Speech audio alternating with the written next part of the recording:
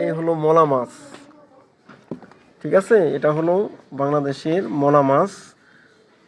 আর এটা হলো কি মাছ? এটা আমি তো বুঝতে পারতেছি না।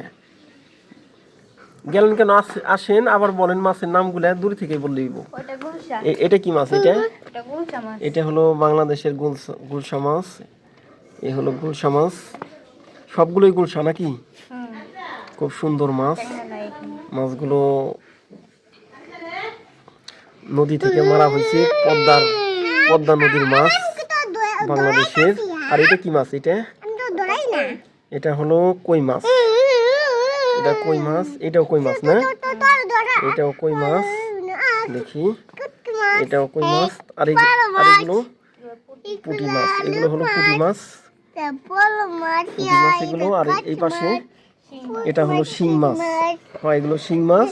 আর এগুলো পাবদা মাছ। দেখি পাবদা মাছ। এই হলো পাবদা মাছ। আমি তো